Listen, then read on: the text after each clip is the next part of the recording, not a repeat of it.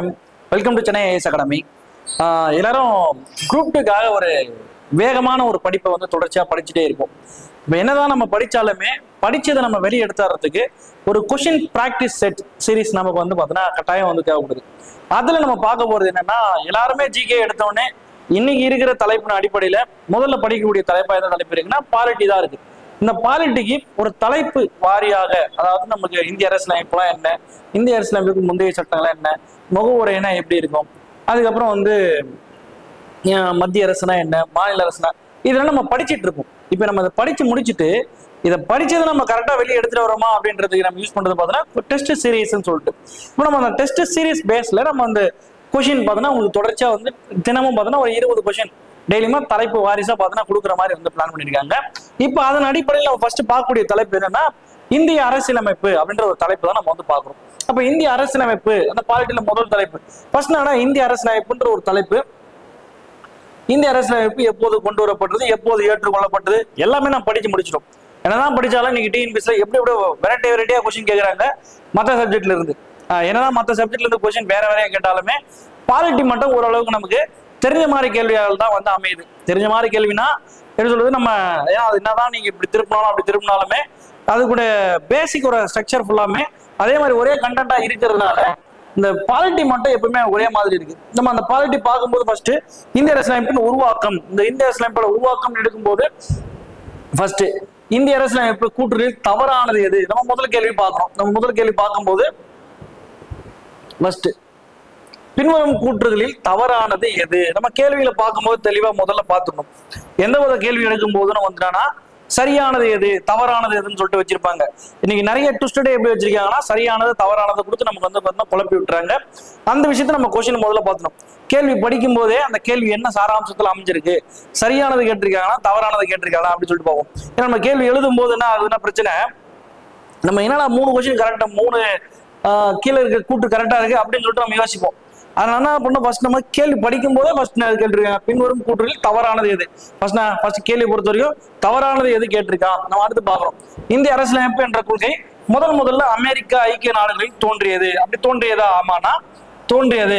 இந்திய அமெரிக்கா அந்த கொள்கைன்றது இந்திய அரசியலமைப்பு இந்த கொள்கைன்றது எந்த இடத்துல தான் தோன்றுச்சு, அமெரிக்காவில் தான் தோன்றுச்சு. முதல்ல எழுதப்பட்ட அரசியலமைப்பு கொண்டிருந்த நாடு எதை தான் சொல்லுவாங்கன்னா அமெரிக்காவை தான் சொல்லுவாங்க. இந்திய அரசியல் நிர்ணய சபை அப்படின்ற ஒரு சபை இருக்கு. 1946 கேபினட் தூத்துக்குழு அமைச்சதுக்கு அப்புறம் இந்த இந்திய அரசியலமைப்பு நிர்ணய சபை உருவாக்கணும் அப்படின்னு சொல்லிட்டு ஒரு அமைப்பு கொண்டு வருவாங்க. இந்திய அரசியலமைப்பு நிர்ணய சபை எப்போது உருவாக்கப்பட்டதுன்னா டிசம்பர் 6 அரசியல் நிர்ணய சபை உருவாக்கப்பட்டது. நம்ம கேள்வி இங்க நமக்கு என்ன கொடுத்திருக்காங்கன்னா இந்திய அரசியல் நிர்ணய சபையோட முதல் கூட்டம் எப்ப நடந்திருக்கு, டிசம்பர் 9 1946 அன்று நடைபெற்றது அப்படின்னு சொல்லிட்டு 2வது கொடுத்திருக்காங்க. நடந்துச்சா? ஆமா, முதல் கூட்டம் டிசம்பர் 9 1946 நடந்துச்சு. அடுத்தது அரசியல் நிர்ணய சபையின் தற்காலிக தலைவராக டாக்டர் சச்சிதானந்த சின்ஹா தேர்வு செய்யப்பட்டார். தற்காலிக தலைவர் அப்படின்னு ஒரு முறை வந்திருக்கு. இந்த தற்காலிக தலைவர் முறை எந்த நாட்டில இருந்து எடுத்தாங்க? ஃபர்ஸ்ட் ஒரு கூட்டம் நடக்குதுன்னா அந்த கூட்டத்துக்கு ஒரு தற்காலிக தலைவரை நம்ம நியமிக்கணும். அப்படி தற்காலிக தலைவர் நியமிக்கணும், நம்ம கூட்டத்தில் இருக்கிறவங்க வழிமொழியணும். அப்படி நம்ம தற்காலிக தலைவராக சச்சிதானந்த சின்ஹாவை நியமிக்கணும் அப்படின்னு சொல்லிட்டு முன்மொழிஞ்சது யாரு அப்படின்னு சொல்லிட்டு கேட்பாங்க. ஜே.பி. கிருபாலனி அவங்க தான் வந்து முன்மொழிஞ்சாங்க. Sir right sir. இப்போ நமக்கு இந்த மாதிரி ஒரு சபை இருக்காங்கன்னா அந்த சபை வந்து ஒருத்தர் முன்மொழிகிறாங்க. முன்மொழிஞ்சவங்கள வயதில் முதிர்ந்தவங்களை எடுத்து போடணும் அப்படின்னு சொல்றது எந்த நாட்டு முறைனா பிரான்ஸ் நாட்டு முறையில இருந்து இந்த முறை, அதாவது வயதுல முதிர்ந்தவங்க ஒரு கூட்டத்துக்கு தலைவராக போடுறதுன்ற பிரான்ஸ் நாட்டு முறைன்னு சொல்லுவாங்க. அடுத்தது டிசம்பர் 13 அன்று டாக்டர் ராஜேந்திர பிரசாத் அரசியல் நிர்ணய சபையின் நிரந்தர தலைவராக தேர்வு செய்யப்பட்டார் அப்படின்னு சொல்லிட்டு நம்ம நீங்க கொடுத்துருக்காங்க. நமக்கு என்ன, இவர் எப்ப தேர்ந்தெடுக்கப்பட்டார் அப்படின்னா டிசம்பர் 11 இந்த அரசியல் நிர்ணய சபையோட 2வது கூட்டம் எப்ப கூட்டாங்கன்னா டிசம்பர் 11 வந்து கூட்டுறாங்க. அப்படி கூடும்போதுதான் வேற டாக்டர் ராஜேந்திர பிரசாத் நிரந்தர தலைவராக போடுறாங்க. என்ன சார் முன்னாடி சொன்னீங்க தற்காலிக தலைவராக, அவர் தற்காலிக தலைவர் மட்டும்தான். அந்த கூட்டம் நடக்கும்போது ஒரு தற்காலிக தலைவர் ஒருத்தர் போட்டு அடுத்தடுத்த ப்ராசஸ்க்கு மூவ் பண்ணாங்க. அப்ப அடுத்தது இங்க யார் போறாங்கன்னா ராஜேந்திர பிரசாத் தான் நிரந்தர தலைவராக போடுறாங்க. ஆலோசகர் பி.என். ராவ் போடுறாங்க.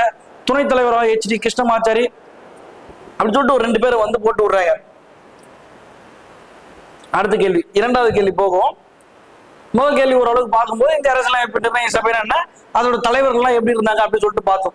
2வது கேள்வி பார்க்கும்போது இந்திய அரசியலமைப்பின் சிறப்பியல்புகள் அப்படின்னு சொல்லிட்டு ஒண்ணு இருக்கும். இந்திய அரசியலமைப்போட சிறப்பியல்புகள் என்னையா சிறப்பியல்புகள்?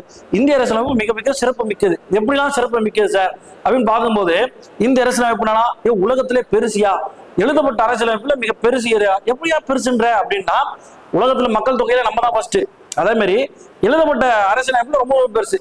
எழுதப்பட்டது நம்ம அமெரிக்க அரசியலமைப்பு எழுதப்பட்டதுல முதல்ல எழுதினாங்க. அவன் தான் இருக்கிறதுலே சின்ன அரசியலமைப்பு கொண்டது. அதாவது எழுதப்பட்ட அரசியலமைப்பு கொண்டதுல எது போதுன்னா பெருசு நம்ம அமெரிக்கா. இது நம்ம இந்தியா தான் எழுதப்பட்ட அரசியலமைப்புல மிக பெருசு. எது சார் சிறுசு அப்படின்னு பார்க்கும்போது, இது அமெரிக்கா தான் சிறுசு. எழுதப்படாத அரசியலமைப்பு ஏதாவது கொண்டிருக்கா அப்படின்னு பார்க்கும்போது, எழுதப்படாத அரசியலமைப்பு கொண்டிருக்க நாடு இங்கிலாந்துன்ற நாடு எழுதப்படாத அரசியலமைப்பு கொண்டது. நம்மளுக்கு இங்க வந்துருங்க. உலகில் எழுதப்பட்ட அரசியலமைப்புகளை விட மிகவும் நீளமானது. ஆமா, நீளமானதா? ஃபர்ஸ்ட் கேள்வி, அரசியலமைப்பு சிறப்புகளில் தவறானது எதுன்னு நம்ம கேட்டிருக்காங்க. அப்ப தவறானது நம்ம பார்க்கணும். உலகில் எழுதப்பட்ட அரசியலமைப்பு மிகவும் நீளமானது. ஆமா, மிகவும் நீளமானது. அடுத்தது, இது நெகிழும் மற்றும் நெகிழாத்தன்மை கொண்டதாக உள்ளது. நெகிழும்னா என்ன, நெகிழாதுன்னா என்ன அப்படின்னு சொல்லிட்டு பாக்குறோம். நெகிழும் அப்படின்னா ஒரு விஷயத்த டக்குன்னு மாற்ற முடியும். நெகிழாது அப்படின்னா ஒரு சில விஷயத்த மாற்றவே முடியாது. இது ரெண்டுமே இந்திய அரசியலமைப்பு கொண்டிருக்குன்னா, ஆமா கொண்டிருக்கு. இந்திய அரசியலமைப்பானது தற்போது மக்களுக்கு அடிப்படை அந்த தேவையின் அடிப்படையில அரசியலமைப்பு திருத்தம் செய்ய முடியும். ஆனா அதோட அடிப்படை கட்டமைப்பை முழுசா மாற்ற முடியாத அளவுக்கு இருக்கும். அப்ப அதனாலதான் சொல்லியிருக்காங்க நிகழும் மற்றும் நெகிழாத்தன்மை கொண்டதாக இருக்குன்னு சொல்லியிருப்பாங்க. அப்ப இது ரெண்டுமே என்ன நமக்கு சரியானது. அடுத்தது, சுதந்திரமான நீதித்துறை கொண்டுள்ளது. நம்மளோட நீதித்துறை பொறுத்த வரைக்கும் உச்ச நீதிமன்றம், உயர் நீதிமன்றம், அடுத்து மாவட்ட நீதிமன்றங்கள், அடுத்து கிளை நீதிமன்றங்கள் அப்படின்னு சொல்லிட்டு நீதிமன்றங்கள்லாம் இருக்கு. இந்த நீதிமன்றத்தை ஏதாவது கட்டுப்படுத்த முடியுமானா எதையுமே கட்டுப்படுத்த முடியாது. நீதிமன்றம், உச்ச நீதிமன்றம் ஒரு தீர்ப்பு சொல்லிச்சுன்னா அதுவே இறுதியானது. நம்ம இவங்க சொல்றாங்கல்ல, இதுவே சாசனம், இதுவே சட்டம், பாகுபலியில் நம்ம ரம்யா கிருஷ்ணா சொல்ற மாதிரி உச்ச நீதிமன்றம் என்ன சொல்லுதோ அதோட பார்த்தீங்கன்னா என்னது முழுசா வந்து பார்த்தீங்கன்னா முடிகிற மாதிரி இருக்கும். அப்ப இங்க நம்மளுக்கு கேள்வி என்ன கொடுத்துருக்காங்கன்னா, எது தவறானது அப்படின்னு சொல்லிட்டு கேட்டிருக்காங்க. அப்படின்னது எதுவுமே தவறு இல்லை. கேள்விகளை படிக்கும் போது நம்ம எல்லா இடத்துலையும் தப்பு பண்றது என்னன்னா, இந்த கேள்வியில சரியா படிக்க மாட்டோம். கேள்வியில சரியா படிக்காதனால ஃபுல்லாமே நம்ம தவறாக்கிடுவோம். அந்த கேள்வி ஒவ்வொரு கேள்வி ஒவ்வொரு மார்க் வந்து பாத்தீங்கன்னா, நீங்க இந்த 0.5ல விட்டவங்களோட அவங்க கிட்ட கேட்கும்போது அதோட வழிகள் வந்து உங்களுக்கு அதிகமா தெரியும். நீங்க சரி, நம்ம உள்ள வந்து 3வது கேள்வி நம்ம பாக்குறோம். இந்திய அரசியலமைப்பு கூறுகளில் அதே கேள்விதான், சிறப்பு கூறுகளில் தவறானது எதுன்னு சொல்லியாச்சு. நம்ம இந்திய அரசியலமைப்பை பொறுத்த வரைக்கும் எத்தனை வருஷம் ஆச்சுன்னு சொன்னோம். அதாவது ரொம்ப ரொம்ப பெருசு, நெகிழும் நெகிழாத்தன்மை கொண்டது, சுதந்திரமான நீதித்துறை கொண்டது, கூட்டாட்சி முறை கொண்டது, அப்புறம் வந்து இந்திய அரசியல் பல மூலங்கள் எடுக்கப்பட்டது, அப்படி இப்படி நிறைய பார்த்துருவோம். அப்படி பார்க்கும்போது இந்திய அரசியலமைப்பு சட்டத்தின் தந்தை என்று யார் அழைக்கப்படுறாரு? அம்பேத்கர் தான் இந்திய அரசியலமைப்பு சட்டத்தின் தந்தை அப்படி சொல்லிட்டு அழைக்கிறாங்க. ஆனா முகவுரைன்னு ஒண்ணு இருக்குல்ல, அந்த முகவுரையோட தந்தை யாருன்னு நம்ம சொல்லுவோம்னா, முகவுரையோட சிற்பி தந்தை அப்படிலாம் சொல்லிட்டு நம்ம ஜவஹர்லால் நேரு வந்து சொல்லுவோம். இந்த இந்திய அரசியலமைப்பு எழுத முடிக்கிறதுக்கு உலகத்திலேயே பெரிய அரசியலமைப்புன்னு சொல்லிட்டோம். இந்த அரசியலமைப்பு எழுதுறதுக்கு நம்ம எவ்வளவு நாட்கள் எடுத்துக்கிச்சு அப்படின்னு பார்க்கும்போது 2 ஆண்டுகள் 11 மாதம் 18 நாட்கள் வந்து எடுத்துக்கொள்ளப்பட்டது. தெளிவா பார்த்துக்கணும். இந்த விஷயத்த வந்து மாத்தி கொடுத்துருவாங்க. 18 நாட்கள் 11 மாதங்கள் 18 நாட்கள் கொடுப்பாங்க. நம்ம ஈஸியா கொஞ்சம் யூஸ் பண்ணா கொஞ்சம் மைண்ட் கொஞ்சம் அப்படியே தெளிவா போட்டலாம். 2 ஆண்டுகள் 11 மாதம் 18 நாட்கள்ன்றது சரியானது. அடுத்தது, இந்திய அரசியலமைப்பு சட்டத்தின் உண்மை பிரதிநிதிகள் இந்தி மற்றும் ஆங்கிலம் நாடாளுமன்ற நூலகத்தில் ஹீலியம் வாயு நிரப்பப்பட்ட பேழையில் வைத்து பாதுகாக்கப்படுகிறது. ஆமா, பாதுகாக்கப்படுகிறதுனா பாதுகாக்கப்பட்டு வருகிறது. ரைட். இந்திய அரசியலமைப்பு சட்டம் உருவான போது கரெக்டா தெளிவா பாருங்க. இந்திய அரசியலமைப்பு சட்டம் உருவாகும் போது 22 பகுதியில் இருந்துச்சா, 10 அட்டவணை இருந்துச்சா, 448 உறுப்புகள் இருந்துச்சா? அப்போ இருந்துச்சா அப்படின்னா இது அப்போ இல்லை. இது எப்போ இருந்துச்சுன்னா 101வது சட்ட திருத்தம் 2016 பண்ணும்போது இந்த செக்மெண்ட் இருந்துச்சு.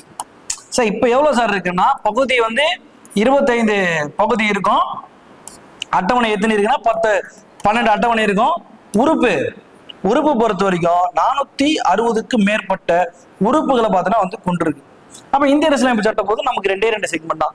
இந்திய அரசியலமைப்பு சட்டம் உருவான போது எவ்வளவு இருந்துச்சு, இப்போ தற்போது இருக்கு. இப்ப தற்போது பொறுத்த வரைக்கும் 25 பகுதியில் இருக்கு, 460க்கு மேற்பட்ட விதிகள் இருக்கு, 12 அட்டவணைகள் இருக்கு.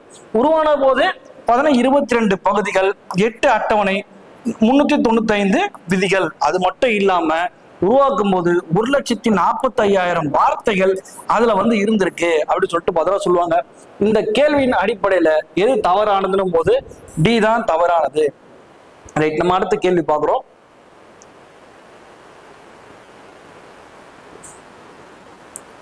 நான்காவது கேள்வி பொறுத்த வரைக்கும் இந்திய அரசியலமைப்பு நிர்ணய சபை. இந்திய அரசியலமைப்பு நிர்ணய சபைன்னு ஒரு சபை இருக்குன்னு சொல்லியிருக்கோம்.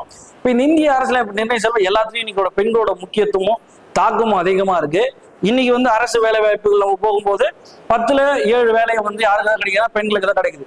அதே மாதிரி ஒரு பிரதிநிதித்துவம் அந்த காலத்துல எவ்வளவு கிடைச்சிருக்கு அப்படின்னு பார்க்கும்போது இங்க அரசியல் நிர்ணய சபையில் இடம்பெற்றிருந்த பெண்கள் அப்படின்னு பார்க்கும்போது என்னன்னா நமக்கு அன்பு சுவாமிநாதன் மொத்தம் எத்தனை பேர் இருந்தாங்கன்னு சொல்லிட்டு பார்க்கணும். மொத்தம் 15 பெண்கள் பார்த்தீங்கன்னா இருந்தாங்க. இந்த 15 பெண் உறுப்பினர் இருப்பாங்க. அந்த 15 பெண் உறுப்பினர் இல்ல அம்மு சுவாமிநாதன், மாலதி சௌத்ரி, கமலா சௌத்ரி, துர்காபாய் தேஷ்முக், விஜயலட்சுமி பண்டிட், சரோஜினி நாயுடு, லீலா ராய், சீதா கிருபாலனி அப்படி சொல்லிட்டு வந்திருக்கும். அப்ப இவங்க எல்லாமே இருந்தாங்கன்னா இந்த மேற்கூறிய மொத்த பேருமே எங்க இருந்தாங்க?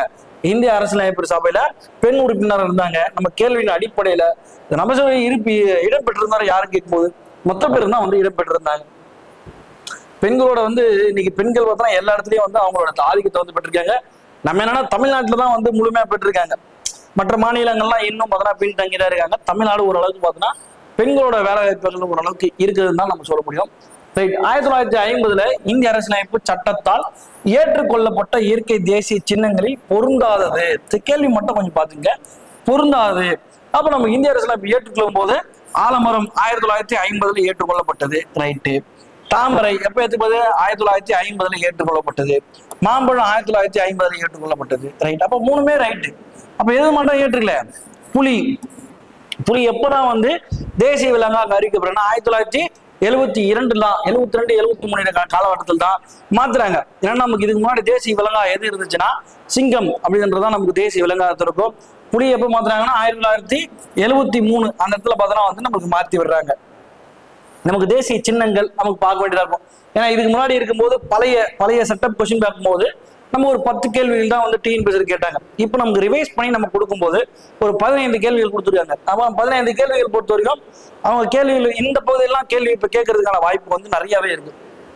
ரைட்டு. வரைவு குழு அப்படின்னு ஒரு வரைவு குழு இருக்கு. வரைவு குழு என்னன்னு பார்த்தோன்னா டிராஃப்டிங் கமிட்டி.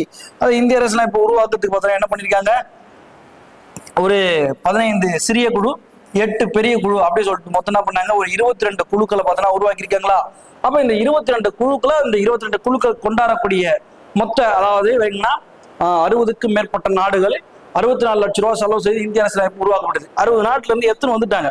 60 நாட்கள்ல இருந்து எடுத்து வரக்கூடிய அந்த கண்டென்ட்டை ஃபில்ட்ரேஷன் பண்ணும். அதாவது இதை எடுத்துறது ஃபுல்லாமே அப்படியே சேர்த்துக்க முடியாது. இதெல்லாம் நம்ம நாட்டுக்கு தேவைப்படும், இதெல்லாம் நம்ம நாட்டுக்கு தேவைப்படும் அப்படின்னு சொல்லிட்டு ஒரு குழு இருக்கு. அந்த குழுக்கு பேர் தான் வரைவு குழு. அந்த வரைவு குழுல பாத்தீங்கன்னா ஒரு 7 பேர் இருக்காங்க. அதாவது நமக்கு 10th புக்ல பழைய கொஞ்சம் தப்பா இருந்துச்சு. 1+6 ஒரு தலைவர் மற்றும் 6 உறுப்பினர்கள் மட்டும் தான் இருப்பாங்க. ஃபர்ஸ்ட் அந்த உறுப்பினர்கள் யாருன்னு பாத்துங்க. KM Munshi, TB Khaitan, Milton, Alladi Krishnaswami Iyer, அதுக்கப்புறம் இருப்பாங்க நம்ம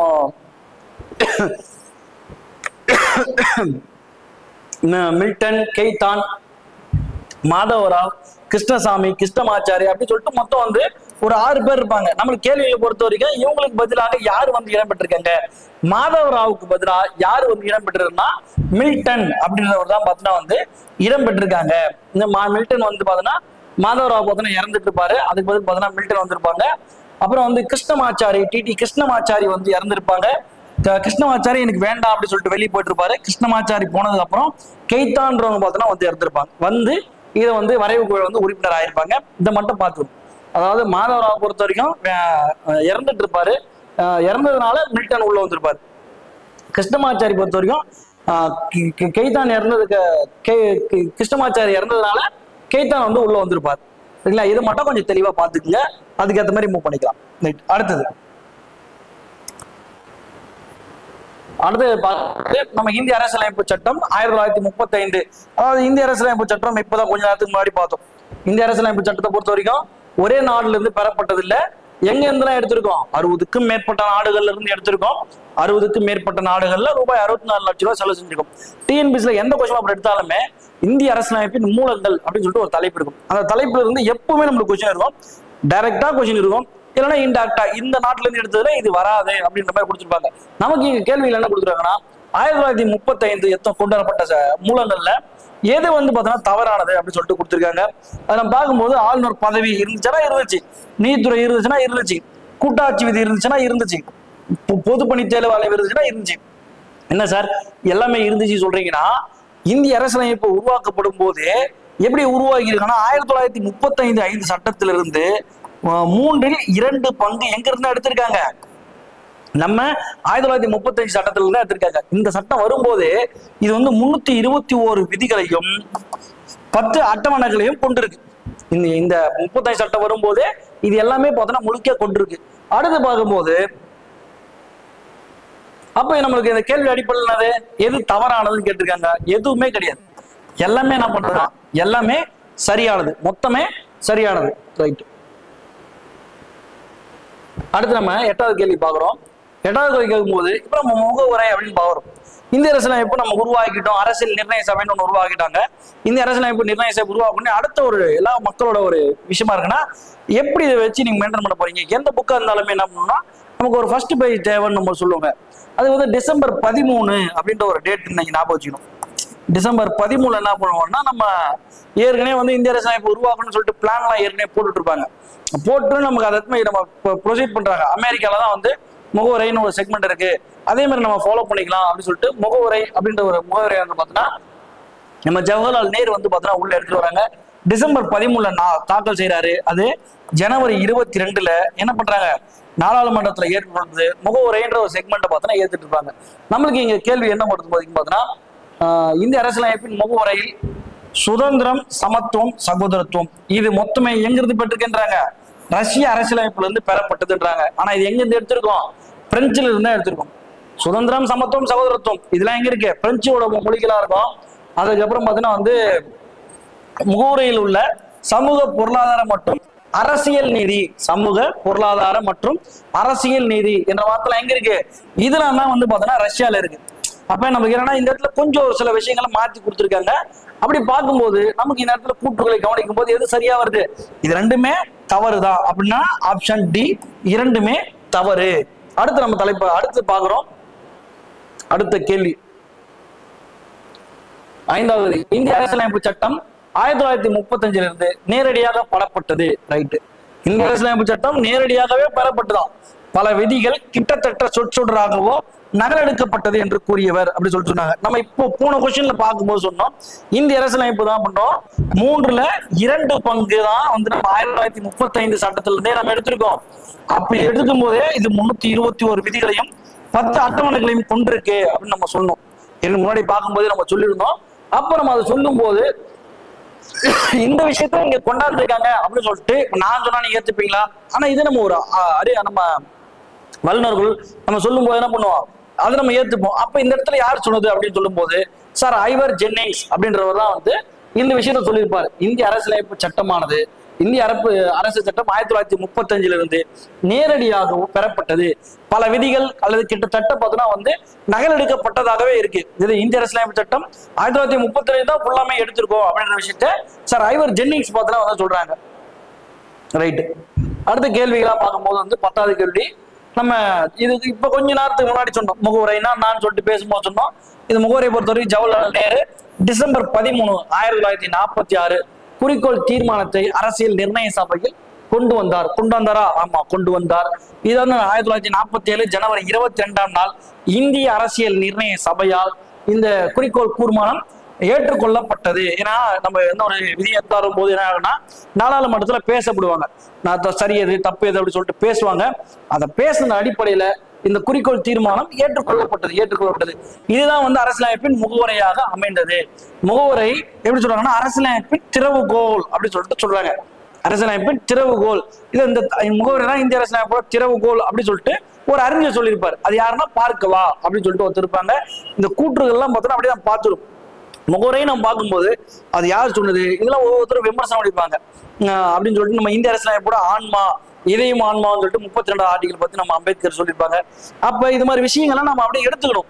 எடுத்து நம்ம எல்லாம் போயின்னா அப்படியே கோத்ரூ பண்ணும்போது நமக்கு கேள்விகளா வந்து நமக்கு விழும். ஒரு தலைப்பு படிக்கும் போது அது ஃபுல் டீட்டெயில் நீங்க எடுத்துக்கணும்.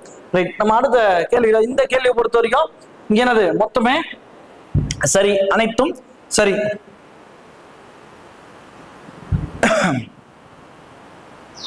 அடுத்து 11வது கேள்வி போறோம். கீழ்காணும் வரிசையில் முகவுரை. ஃபர்ஸ்ட் நம்ம இங்க பார்க்கும்போது முகவுரை. என்ன சார் முகவரையே சுத்தி வந்துக்கிறீங்கன்னா, முகவுரைன்னு ஒண்ணு இருக்குன்னா அதாவது இறையாண்மை, சமதர்ம, சமய சார்பற்ற ஜனநாயக குடியரசு, இது புத்தகத்துல இருக்கும். அப்படியே நம்ம பார்த்துக்கணும். இந்த செக்மெண்ட்டை மாத்தி போடவே கூடாது. இந்த கேள்வி பல எக்ஸாம்பிள கேட்டான், தொடர்ச்சியா கேட்பான், வரிசை கேட்பான். இறையாண்மை, சமதர்ம, சமய சார்பற்ற மக்களாட்சி குடியரசு, அதாவது ஜனநாயக குடியரசு அப்படின்னு சொல்லிட்டு இருக்கோம்.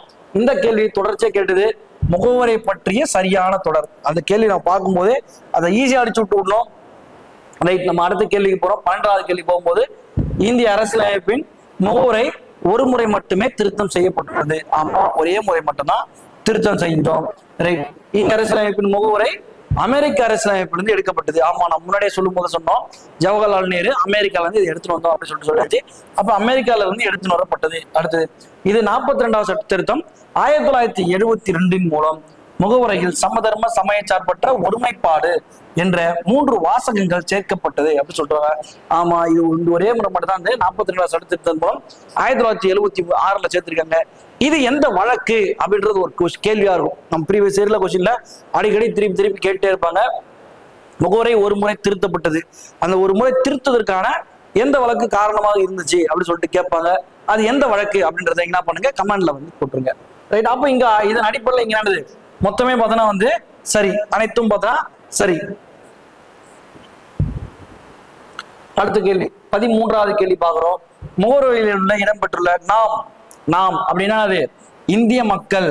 நம்ம என்னன்னா இந்திய மக்கள் நாம் அப்படின்னும் போது நாம்னா எப்படியா அப்படின்னா, நம்ம இந்தியா பொறுத்த வரைக்கும் ஒற்றை குடியுரிமை தான் கொடுத்துருக்காங்க. அப்போ ஒற்றை குடியுரிமை கொண்டதுனால நாம் அப்படின்னா மொத்த பேர் தான் கொடுக்கும். நாம் என்னும் போது இந்திய மக்கள், இந்தியர் ஆகிய நாம் உறுதிமொழி பாதிக்கும் முறையை நம்ம சொல்லியிருப்போம். அப்ப நான் நாம்னா இந்திய மக்கள் அப்படின்ற ஒரு வார்த்தை கொடுக்கும். தமிழக மக்கள் இருந்தா போட்டுக்கிட்டு விட்டுறாதீங்க, இந்திய மக்கள். ரைட், அடுத்த கேள்வி 14வது கேள்வி. அவ்வளவுதான், நமக்கு இது முன்னாடியே பார்த்தோம். நம்ம 1950 என்னென்னலாம் விலங்குகள்லாம் ஏற்றுறோம் அப்படின்னு சொல்லிட்டு பார்த்தோம். இங்க பார்க்கும்போது தேசிய பறவை நம்ம நம்மளுக்கு மயில் தேசிய பறவை 1963 ஏற்றுக்கொள்ளப்பட்டது. ஆமா, ஏற்றுக்கொள்ளப்பட்டது. தேசிய ஆறு என்னமா, கங்கை 2008 ஏற்றுக்கொள்ளப்பட்டது. சரி, ஏற்றுக்கொள்ளப்பட்டது. கங்கையோட நீளம் எவ்வளவுன்றத நீங்க கமெண்ட் பண்ணி விடுங்க. ரைட், அடுத்தது தேசிய பாரம்பரிய விலங்கு யானை. தேசிய பாரம்பரிய விலங்கு என்னது, யானை தான். அது இந்திய அரசியலமைப்பு எப்ப ஏற்றுக்கொண்டாங்க, 2010 அக்டோபர் 22 தான் வந்து பாத்தீங்கன்னா ஏற்றுக்கொள்ளப்பட்டது. ரைட், அடுத்து தேசிய நுண்ணுயிரை எது இருக்குன்னா லாக்டோபேசில்லஸ் அப்படின்றது 2012 ஏற்றுக்கொள்ளப்பட்டது. அப்ப நமக்கு இங்க பொறுத்த வரைக்கும் இந்த இணைகள்ல எந்த இணை தவறானது வரும்போது நமக்கு சி, அதாவது தேசிய பாரம்பரிய விலங்கா யானை வந்து கொடுத்துருப்பாங்க. அது 2006 இருக்கும். ஆனா 2010 அக்டோபர் 22 தான் நமக்கு என்ன கொடுத்துருப்பாங்க, தேசிய விலங்கா பார்த்தீங்கன்னா அறிவிப்பு வந்து கொடுத்துருப்பாங்க. ரைட், அடுத்த கேள்வியில நம்ம பார்க்கும்போது, என்ன சார் இப்படியே போயிருந்தா எப்படி சார்னா, ஒவ்வொரு தலைப்பும் நம்ம அப்படியே சைட் பை சைடு முடிச்சுட்டு வரோம். ஏன்னா நம்ம படிச்சுட்டு இருப்போம். படிச்சதை வெளியேற்றத்துக்கு நமக்கு என்ன தேவைன்னா ஒரு டெஸ்ட், ஒரு கொஸ்டின் தேவைப்படுது. அதுக்காக நம்ம இதை பயன்படுத்துறோம். இந்த அரசியலமைப்பு வந்து உருவாக்கப்பட்ட பிறகு மொழிவாரி மாநிலங்களாக இந்தியா வந்து மொழிவாரி மாநிலங்களாக உருவாக்கப்பட்ட முதல் மாநிலம் பார்த்தீங்கன்னா ஆந்திரா அப்படின்னு சொல்லிட்டு சொல்லுவாங்க. ஆந்திரா தான் மொழிவாரி முதல் மாநிலம் இருந்துச்சு.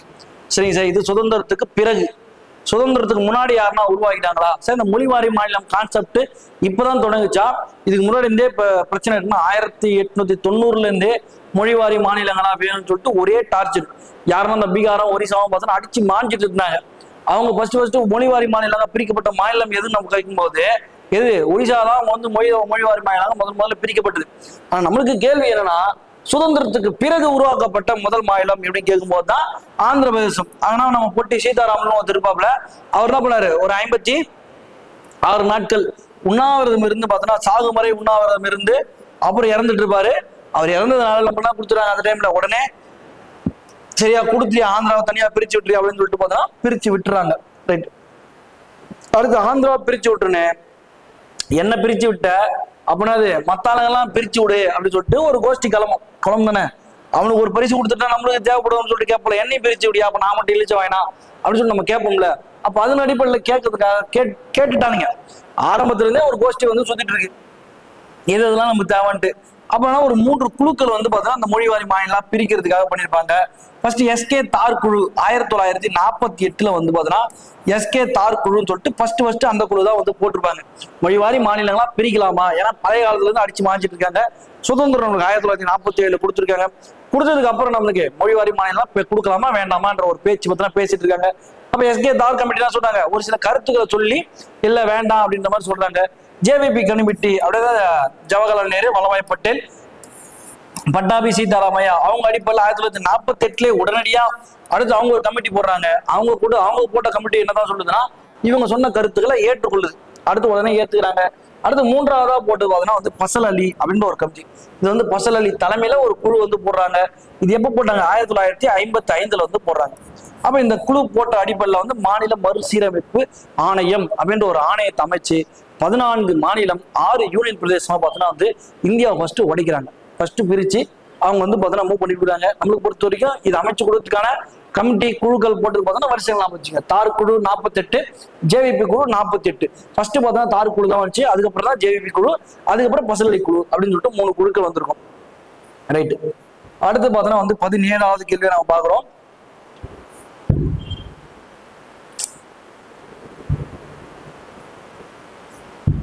அது நம்ம சொல்லியாச்சு. இம்மாடி வார்த்தைகள் பேசும்போது சொன்னேன், இந்திய அரசியலமைப்புல 1950 மாநில மறுசீரமைப்பு சட்டம் சொல்லிட்டு ஒண்ணு போட்டோம்.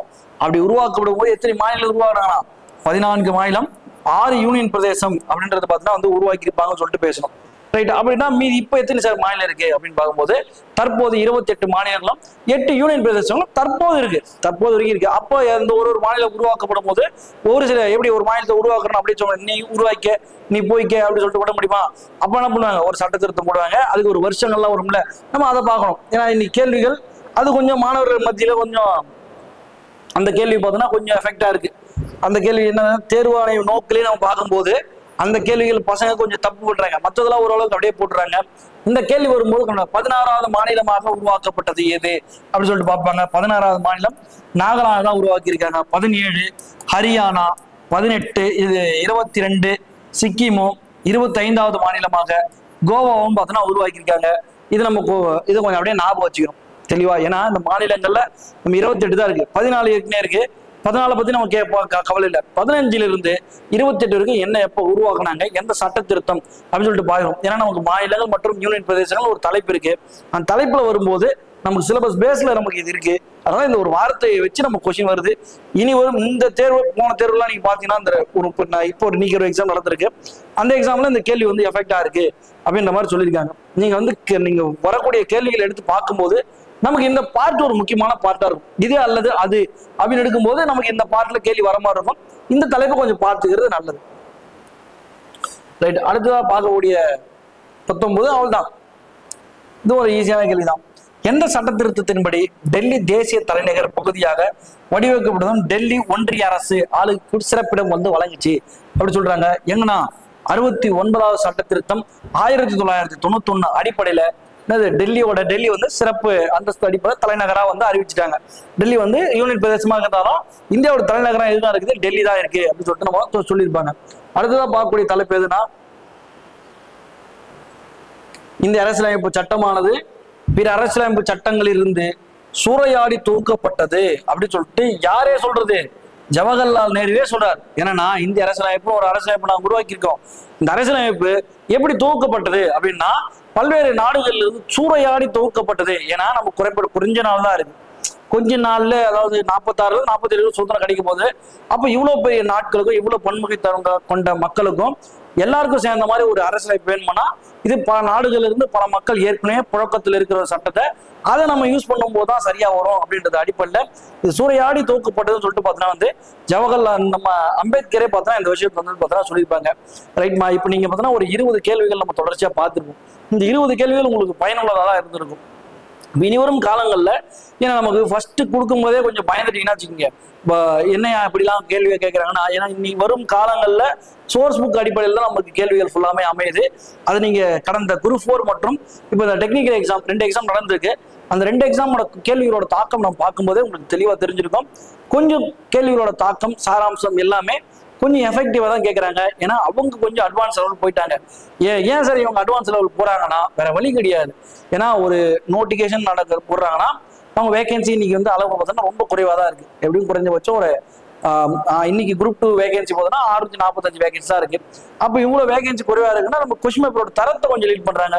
இதுக்கு முன்னாடி தேர்வுனா 170 போடணும், 180 போடணும் அப்படின்றதான் ஒரு இதுவாகவே இருந்துச்சு. ஆனால் இப்போ என்ன ஆயிடுச்சுன்னா கட் ஆஃபே சொல்லும் போது 160 சொல்லும் போது எல்லாம் என்ன பண்றாங்க, கள்ள கொண்டு அடிக்க வராங்க. 160 நான் போட்டனா நீ போட்டனா அப்படின்னு சொல்லிட்டு பார்த்தோன்னா பெருளவில் பார்த்தோன்னா பேசப்படுது. ஏன்னா 140 150 எல்லா மாணவர்களும் சராசரியா மார்க் எடுக்கிற மாதிரி ஒரு சாராம்சத்துடைய கொஷினோட வடிவத்தை அவங்க அமைச்சிட்டாங்க. என்னதான் இருந்தாலுமே எவ்வளவுதான் இருந்தாலுமே எந்த புக் கொடுத்தாலுமே நம்ம படிக்கக்கூடிய நபர்கள் படிச்சுட்டு தான் இருக்காங்க. அது இல்லாமல் லக்கில் போடுற பார்ட்டி நிறைய வந்து விழுந்துருது. என்னன்னா தேர்வின் அடிப்படையில் நம்ம பார்க்கும்போது நமக்கு இந்த செட்டப் பார்க்கும்போது கொஞ்சம் அவங்க ட்ரெண்டுக்கு நம்ம மாறிடுறது நல்லது. நம்ம ட்ரெண்டுக்கு அவங்க மாறுவாங்கன்னு சொல்லிட்டு நம்ம வெயிட் பண்ணிட்டு இருந்தா அதுக்குள்ள பல தேர்வுகள் போயிடும். அதனால வந்து காத்திருக்கிட்ட நேரத்தை வந்து வேஸ்ட் பண்ணிட்டு இருக்காங்க. இன்னும் இருக்கிறதுனால 150 நாட்கள் கிட்ட தான் இருக்கு. அதனால தொடர்ச்சியா இந்த சீரீஸ் உங்களுக்கு வரும். நீங்க படிச்சுட்டே வாங்க. படிச்சுட்டு நீங்க எந்த தலைப்பு உங்களுக்கு தலைப்பு பேஸ்ல வந்து கொடுக்குறோம். நீங்க தலைப்பு பேச ஒரு 20 கொஸ்டின் அப்படியே பார்க்கும்போது ரைட் இந்த தலைப்பு நமக்கு ஓரளவுக்கு சாட்டிஸ்ஃபேக்ஷனா இருக்கு, இந்த தலைப்பு நம்ம படிச்சுட்டு இருக்கோம். ஏன்னா ஒரு கேள்வி உங்களுக்கு தப்பு ஆகுது அப்படின்னா நம்ம உடனே அந்த தலைப்பு போய் உடனே படிக்கணும். அப்படி நம்ம படிக்கும்போது உங்களுக்கு அந்தந்த பார்ட் வந்து பார்த்தீங்கன்னா கிளாரிஃபை ஆகிட்டே வரும். நீங்க இப்படியே வரும்போது கடைசியா நமக்கு எக்ஸாம் போகும்போது மைண்டு கொஞ்சம் கிளியரா போயிட்டு நீங்க தெளிவா போட்டு வரலாம். அதாவது இந்த கேள்விக்கு இதுதான் பதில் அப்படி தெரியலாலுமே இந்த கேள்விக்கு இது பதிலா வராது அப்படி தெரிஞ்சு நம்ம நிறைய பேர் நம்ம வந்து கிளியர் பண்ண பார்ட்டிலாம் பார்த்துருப்போம். அதனால நிறைய டெஸ்ட் கொஸ்டின் பேப்பரை நீங்க ப்ராக்டிஸ் பண்ணும்போது ஆட்டோமேட்டிக்கா உங்க வெற்றி பார்த்தோன்னா உங்களை தாண்டி நீயே இப்ப வெற்றி பெறுவது உன்னை முன்னாலே தடுக்க முடியாதுன்ற மாதிரி வந்து போயிட்டே இருக்கும். ரைட்மா, தேங்க்யூ.